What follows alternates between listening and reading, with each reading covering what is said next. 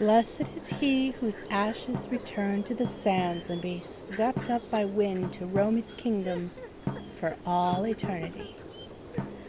It's honestly such a lovely day. One less insufferable plague upon this earth. The only thing that would make it perfect would be a nice dousing of rain to celebrate the end of the drought. It's just unfortunate that the palace lacks a sense of humor.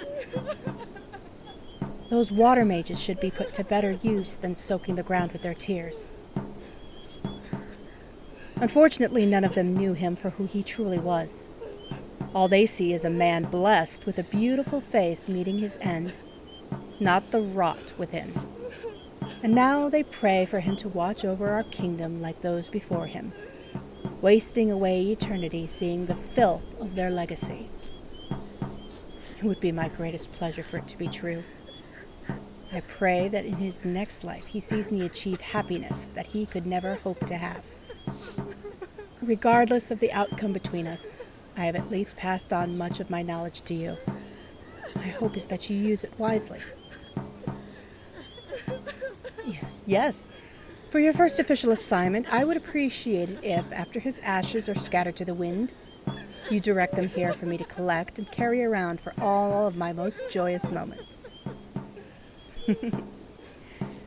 Honestly, that would be rather uncomfortable. Having him intrude on us takes away from our privacy. We may have removed one barrier to a relationship with his passing, but I still have my reservations about our newest predicament. The heir presumptive will discuss the expectations for his reign before the coronation commences, once the funeral procession has ended. What he sets as the new standard will determine how we proceed. My main concern is the fervent desire His late Highness had for having him take the throne over one of his own children. His natural prowess in wind magic may have been one of many factors that influenced that decision. However, I fear that he may hold similar values regarding the treatment of the other members of the royal family. From what I have seen of him, he holds great promise as a protector of the people. He always has been fond of the common folk. I wouldn't be surprised if he purchased goods from you in the past. Yes, he often brings home trinkets he finds at the market. Maybe we'll be seeing some renovations around the palace in the near future. I, for one, welcome anything that replaces the gaudy tripe that's currently on display. Kindness to people is one thing. What he does behind closed doors reveals his true nature, especially now that he is to hold more power. There is much to discuss at the gathering, but I will determine the best course of action to take once I know what to expect from now on. It may last hours. Most of it is nonsense about the distribution of assets, upholding old laws and traditions, updates to currency, and introducing his future queen consort. The purpose for most of us being there is to remind us of who the favorites are, as if we didn't know already.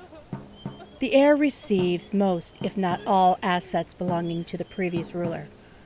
They are given the right to suggest any changes to law and declare which members of the royal family will have their birthdays celebrated by the public. All currency will be updated to share the face of the current ruler, and it is they who choose who is allowed the luxury of marriage. Marriage is a complex matter in that it may involve producing children to carry on the bloodline, the sharing of assets, or both. It has always been strictly limited to those the highest powers deem worthy. In this case, that happens to be the heir and no one else. One could argue that neither His Highness or his younger brother were worthy. They were imperfect, as many of us are. But there is little choice when there is no one else to continue the bloodline. There was a price to pay for maintaining their youth until death, and that was wasting their lives trying to produce a perfect heir.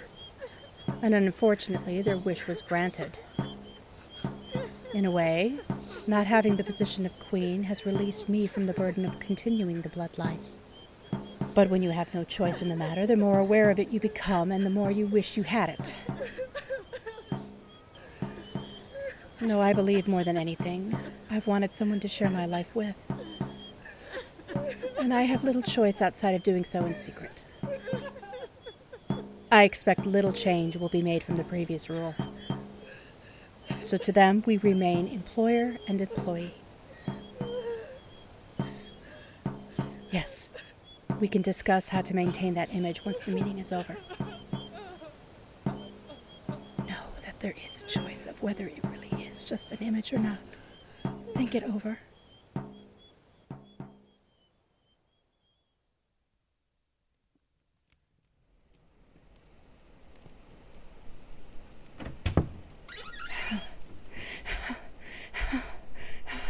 No, stay there. Don't. You can't leave. You have to stay. Please, please don't leave this room. He's not supposed to see you. Never. He'll take you away. He'll take you away. If he sees you, he'll... No, you don't.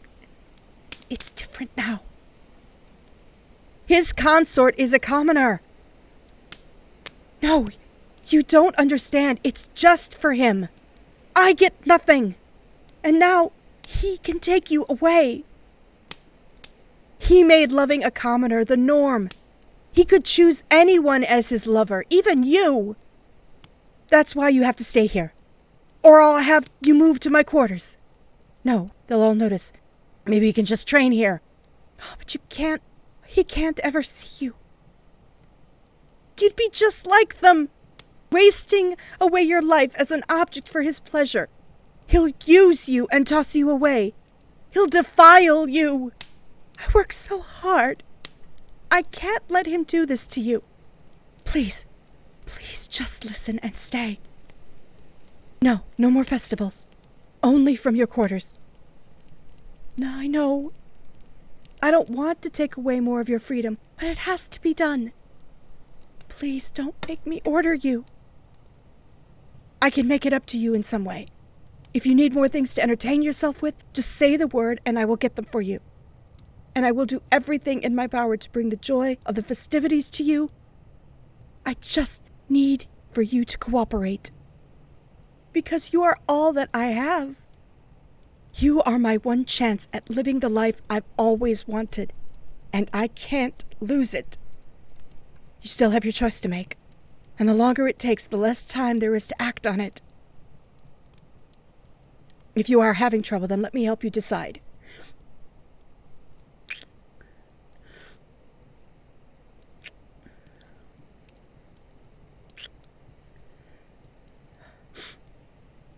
Is that enough, or do you need more? What else would you have me do, then?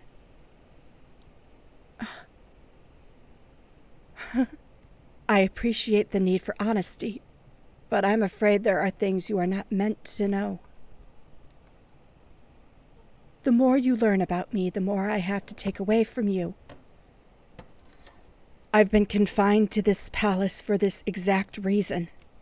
My very existence holds dangerous implications for the future of this kingdom if known by the wrong individuals. Having this knowledge means you are never to leave, else you have your tongue cut out. It is the unfortunate truth. However, that need not apply to you given your circumstances. Who would you have to tell? Where would you go? This is the best life you could ever hope for, is it not? Or would you prefer your old life of living day to day? You wanted honesty, so I'm giving it to you. I was very particular about the person I wanted for this position. Who better than a sweet young man down on his luck who wants a better life and just so happens to have an affinity for the magic most coveted by the royal family. And to have common blood to keep those of higher positions away. You make for the perfect lover. It's just unfortunate that the heir decided to have similar preferences. I would never downplay your abilities like that. The work you have put into cultivating your magic is nothing short of admirable. Trust me, there is no other man I would rather have standing at my side. But I must present you with a new choice. If you wish to follow through, then it is up to you whether you want to know all there is to know about me. We can still be lovers regardless of what you decide. But know that you have much to lose the more you know. Still, I understand if complete honesty is important to you. It is a life-changing decision to make, so think about it carefully. I will need time to prepare myself in the meantime. Yes, this will be a long and difficult talk for both of us.